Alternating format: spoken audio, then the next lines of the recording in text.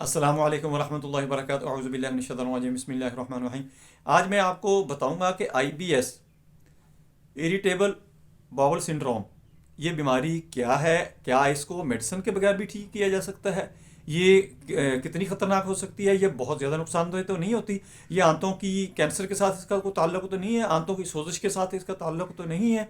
ये सारी बातें मैं आपको बताऊंगा और ये भी बताऊंगा कि आप इसको विदाउट मेडिसिन मेडिसिन के बगैर ही आप इसको ट्रीट कर सकते हैं। दोस्तों पूरी वीडियो देखिए, आपको बहुत ज़्यादा फ़ायदा होगा। ये बहुत ही नॉलेजेबल वीडियो है, इसको स्किप नहीं करना, आपने पूरा देखना है।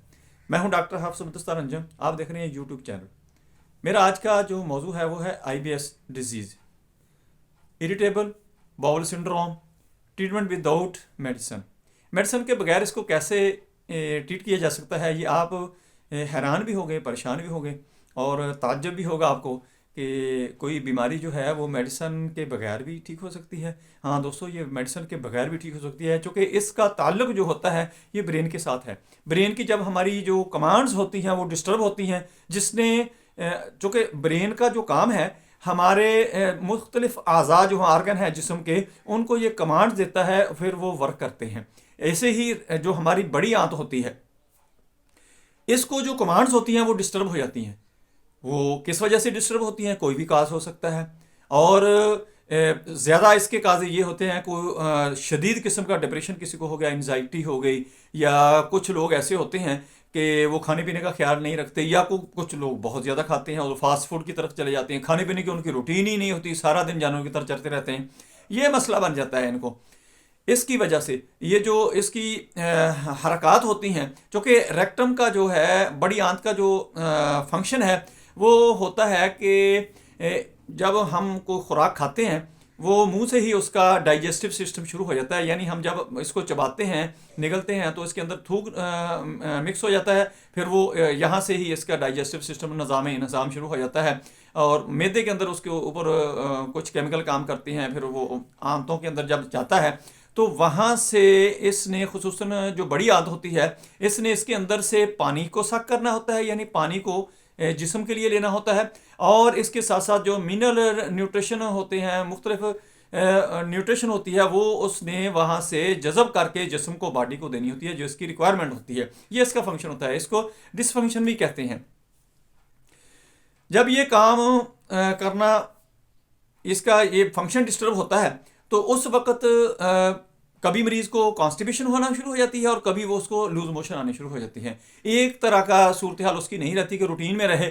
और दूसरा ये होता है कि वो डिहाइड्रेट होना शुरू हो जाता है, चूँकि जो उसने वहाँ से पानी लेना था, जिस्म के लिए जज़ब करना था, वो नहीं लिया, वो फुजले के साथ बाहर ही खारिज हो गया। और इसके साथ जो उसने न्यूट्रिशन लेनी थी, उसमें से मिनरल वगैरह जो लेने थे, जो नमकियात लेने थे, वो भी उसके साथ ही खारिज हो। जिस्म के अंदर बहुत ही वीकनेस आना शुरू हो जाती है, यानी बंदे की जो डेवलपमेंट होती है, टेम्परामेंट होता है, वो लूज होना शुरू हो जाता है। इसका असल तो वो मैंने जो बता दिया कि ब्रेन के साथ जो इसका होता है कनेक्शन, वो डिस्टर्ब हो जाता है, क्योंकि ये एक तर्ज पर काम नहीं करती। कभी लूज मोशन आनी शुरू हो जाती है, कभी कभी कॉन्स्टिपेशन शुरू हो जाती है। ये दोनों काम होते हैं।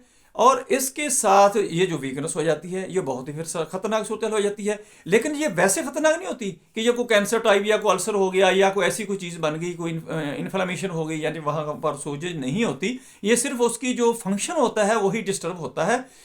अगर इसको हम अच्छे तरीके से मैनेज करें तो बहुत ही कर सकते हैं। अपने सोने जागने का ख्याल रखना है, कोई डिप्रेशन, कोई एंजाइटी, कोई अपने ऊपर, कोई आपने टेंशन नहीं ज़्यादा क्रिएट करनी, और अपनी नींद का ख्याल रखना है। खुसूसन कई लोगों का नींद का शेड्यूल ही नहीं होता, सोने का, जागने का कोई रूटीन ही नहीं है उनकी। खाने पीने का कोई सिस्टम नहीं है कि खाने पीने का उनका टाइम ही नहीं है, खाया तो बस खाते ही रहे, अगर नहीं खाया तो फारग ही फिरते रहे, और फिर फास्ट फूड की तरफ जाते हैं। ये इन चीज़ों को आपने चेंज करना है, अपना लाइफस्टाइल चेंज करें, अपने खाने पीने के औकात और खाने पीने का जो खाने वाली चीज़ें आपकी हैं, जो रिच फूड है, वो खाएं। थोड़ी मिकदार में खा लें, लेकिन वो आपके लिए ठीक है। अगर आप ज़्यादा मिकदार में खाते हैं, अवा तवा खाते हैं, बहुत फजूल किस्म की चीज़ें खाते हैं, तो ये आपके लिए बहुत नुकसानदेह है। ये आपने चीज़ें छोड़ देनी है। और इसके साथ आपने ये करना है कि अपने दिमाग को रिलैक्स रखना है। तेज़ मिर्च मसाले वाली चीज़ों से परहेज़ करना है। जो चीज़ आपको नुकसान देती है, यानी अक्सर लोगों को अगर कोई बंदा चने की दाल खाता है, वो नुकसान देती है, छोड़ दे। गंदम किसी को नुकसान देती है, वो छोड़ दे। अगर किसी को कॉफ़ी नुकसान देती है, वो छोड़ दे। और चाय किसी को नुकसान देती है, वो छोड़ दे। दही किसी को नुकसान देता है, दूध किसी को नुकसान दे, वो चीज़ छोड़ दे। वही इसको डिस्टर्ब करती है, वो छोड़ के सादा गज़ा पर आ जाएं, सादा खुराक पर आ जाएं। खाने की रूटीन बनाएं, भूख से थोड़ी सी कम गज़ा खाएं और पानी खाने से पहले इस्तेमाल करें या खाने के आधा घंटा 1 घंटा बाद इस्तेमाल करें। ये भी इसका बहुत ही ज़बरदस्त आपको बहुत ही इससे डेवलपमेंट मिलेगी। आपकी सेहत जो होगी वो आपकी डेवलप होगी, प्रोग्रेस होगी आपकी सेहत में। इसके साथ साथ आपने ये करना है कि सब्जियां वगैरह, सलाद वगैरह का ज़्यादा इस्तेमाल करना है। सब्जियां आपने उबाल कर इस्तेमाल करनी है, चिकनाई कम कर दें। ये चीज़ों का अगर आप ख्याल रखेंगे तो IBS जो है, इरिटेबल बाउल सिंड्रोम, ये आप विदाउट मेडिसिन इसको ठीक कर सकते हैं। ये बहुत ही आसान है, सिर्फ आपने लाइफस्टाइल को चेंज करना है, खुराक को चेंज करना है।